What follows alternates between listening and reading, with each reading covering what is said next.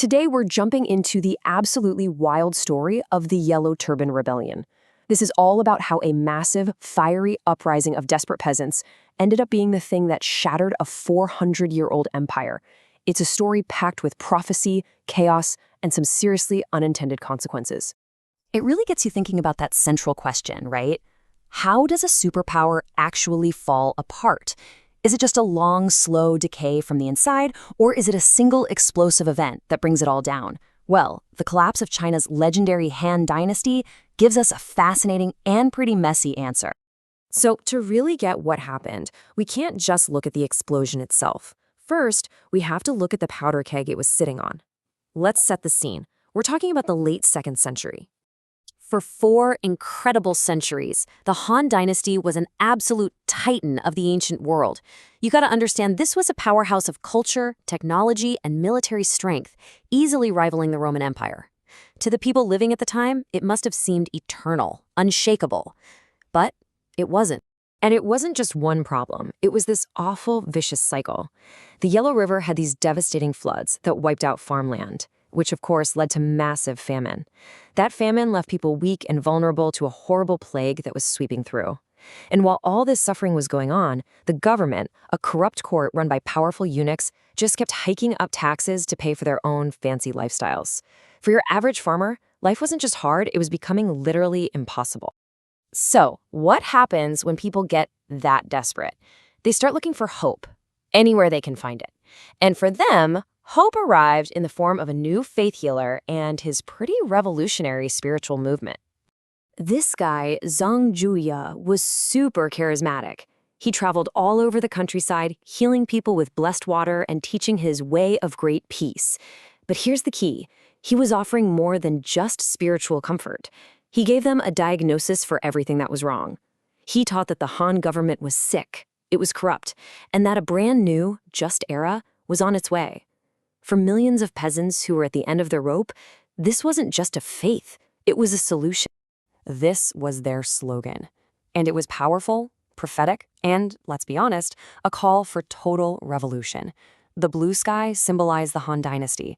The yellow sky, that was the new age of peace and justice that Zhang Ju was promising. It was a message that this wasn't just about reform, it was about cosmic destiny.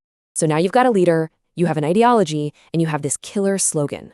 The movement was about to morph from a widespread faith into a secret army, and they were planning a huge, coordinated uprising to make that prophecy come true. But the plan hit a snag. A traitor in their ranks forced Zhang Ju to kick things off way ahead of schedule in the year 184 CE. Even with that setback, the result was absolutely stunning. Millions of his followers tied these yellow cloths, these turbans, around their heads and rose up all at once, taking over towns and cities across a massive part of China. The Han court was caught completely flat-footed. By the end of the year, though, the professional Han army managed to rally, killing Zhang Ju and his brothers and crushing the main rebel forces. It looked like the rebellion was over. But here's the big twist in the story. The Han Dynasty's solution to the rebellion, the way they chose to fight back, would end up being far more destructive than the rebellion itself. In their desperation, they made a decision that would seal their fate. Okay, so the central government realized it couldn't be everywhere at once. So they did something they'd never done before. They basically privatized the war. They went to the regional governors and all these ambitious local strongmen and said, look, raise your own armies, fight the rebels in your backyard, and we'll give you all the power and resources you need to get it done. This was a classic case of the cure being so much worse than the disease. And this one decision created a brand new power dynamic in China. On one side, you have the official imperial army, completely exhausted and loyal to a faraway emperor. And on the other side, you've got these newly empowered warlords. They're ambitious, they're on their home turf, and they're loyal only to themselves. They weren't fighting to save the Han. They were fighting to carve out their own little kingdoms from all the chaos. Power had totally and irreversibly shifted from the emperor to the provinces. And this brings us to the great irony of this entire story. The rebellion, in the end, failed to achieve its goals.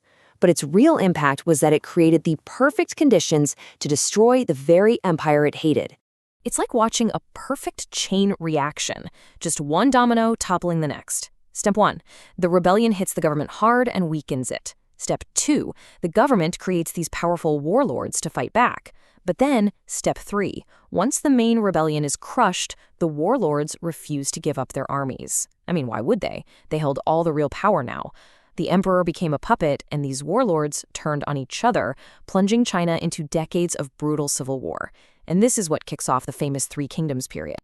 And that's really the ultimate takeaway here. The Yellow Turbans lost. Their leaders were killed, their followers were scattered, and their yellow sky never actually rose. But in the process of fighting them, the Han dynasty completely shattered itself, unleashing forces it could never hope to control again. So it all leaves us with this final thought to chew on. Was the dynasty already like a hollowed-out tree, just waiting for a good push to fall over? Or was this massive, fanatical peasant rebellion that 1 in a million spark that actually managed to burn the whole forest down? It's a question historians are still debating today.